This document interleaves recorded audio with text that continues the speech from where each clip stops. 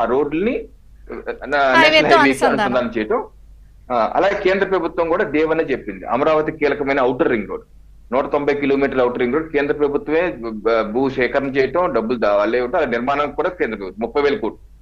So 30,000 కోట్లకు చేస్తున్నారు. అలాగే ఈ యొక్క ప్లాన్ 5 విభాగాల్లో 45,000 కోట్లు, దానికి 30 కోట్లు ఆమోదం పొందింది. ఈ ప్యారల్ టెండర్లు కూడా పిలిచారండి ఆల్రెడీ. టెండర్ ఆల్రెడీ పిలిచేశారు. కొన్ని ఈ నెలలో ఫైనలైజ్ అయిపోతాయి.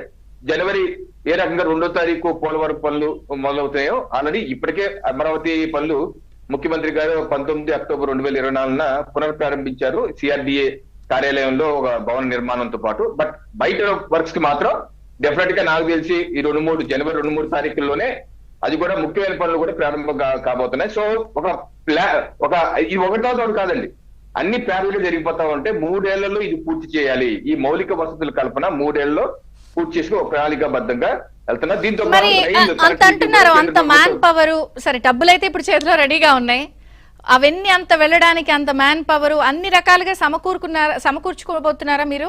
అంత ఉందా? అంత మీరు పెట్టుకున్న టైం బౌండ్ కి అవన్నీ సరిపోతాయా? ఈ 6 మాసాల్లో ఆ విధమైన ప్లాన్ ఇప్పుడు మరి చూడండి, పోలవరం కూడా ఆ రకమైన ప్లానింగ్ చేసుకున్నాం. జనవరి 2వ తారీఖు నుంచి మొదలు పెడుతున్నాం. అలాగే అమరావతి కూడా మొత్తం ప్లానింగ్, అలాగే మన అమరావతి డెవలప్మెంట్ కౌన్సిల్ కూడా అన్ని రకమైనటువంటి సంసిద్ధం చేసి ఈ మాసంలో మీరు చూడండి అనేక సార్లు మీట్ అయ్యి ఒక ప్రణాళిక ఫైనలైజ్ చేసుకొని క్యాబినెట్ కి క్యాబినెట్ ఆమోదించేయటం, ఒక ప్రణాళికబద్ధంగా వేగంగా వెళ్ళిపోతున్నాం. దానికి కావాల్సిన మెటీరియల్ మొత్తం రెడీ చేసుకుంటున్నాం. ఈసారి ఏ మాత్రం సెషన్ లేకుండా, ఏ మాత్రం అవకాశం ఇవ్వకుండా 2029 ఎన్నికలు వెళ్లే లోపు తప్పనిసరిగా ఒక మెరుగైన జోన్ అని లేకపోతే ముంపు ప్రాంతం అని ఇలాంటివి కూడా కొన్ని అడ్రస్ చేసి మైండ్ లోకి ఎక్కించారు. వాటిని కూడా ఏమైనా అడ్రస్ చేస్తారా కొంత? నేను అదే అన్నానండి. ఇప్పుడు మీ ఇటువంటి తప్పుడు ప్రచారాలు, అసత్య ప్రచారాలు దయచేసి జగన్మోహన్ రెడ్డి గారు, ఈ రోజు మీ పుట్టినరోజు, మీకు పుట్టినరోజు శుభాకాంక్షలు. అట్ ది సేమ్ టైం మీ మనసు కూడా మార్చుకోండి. ఆ భగవంతుడు కూడా మీకు సద్బుద్ధినివ్వాలి.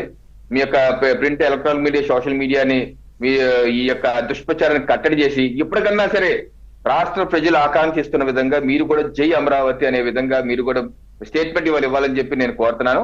అలాగే మాటి మాటికి రాజధానులు మార్చకుండా చేయడానికి కూడా మనం ఈ 3-4 మాసాల్లో కూడా కట్టుదిట్ట చట్టం కేంద్రంలో చేయాలండి. ఎందుకంటే గతంలో కూడా ఈ చర్చకు వచ్చింది, తప్పనిసరిగా చేస్తాం. ఎందుకంటే ఏ రాష్ట్ర ప్రభుత్వం మారితే వెంటనే రాజధాని మార్చేస్తాం అనే కాన్సెప్ట్ ఉండకూడదు. ఇంక భారతదేశం ఇది ఈ చీకటి అధ్యాయం.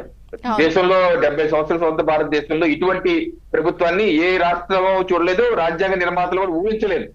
ఇలా చేస్తారని చెప్పి రాజ్యాంగ నిర్మాతలు ఊహించలేదు. కాబట్టి తప్పనిసరిగా పార్లమెంట్ లో ఒక చట్టం చేసి ఏ రాజధాని మార్చాలన్నా రాష్ట్ర ప్రభుత్వాలకి అధికారం ఇవ్వకుండా కేంద్ర పార్లమెంట్ కి దఖలుపరిచే విధంగా, లేకపోతే దానికి తగు విధంగా ఎన్డీఏ ప్రభుత్వం చంద్రబాబు నాయుడు గారు ఎంత మాట్లాడుకొని చేయవలసిన అవసరం ఉంది. ఎందుకంటే మళ్ళీ మార్చుతారు, ఒక ఆల్ పార్టీ మీటింగ్ కానీ కొంత ఎక్స్పర్ట్స్ ని కానీ డిఫరెంట్ రంగాల్లో, ఇప్పుడు మీరు ఒక తొలి ఏఐ క్యాపిటల్ లేదా డ్రోన్ సిటీ లేదా పర్టికులర్ జ్యువెలరీ హబ్ ఇలా కొంత ప్లానింగ్ తో వెళ్తున్నారు. ముర్ము గారు వచ్చారు, ఒక 10 acres అలాట్మెంట్ అంటున్నారు, 130 ఇన్స్టిట్యూషన్స్ మళ్ళీ వెనక్కి వస్తున్నాయి.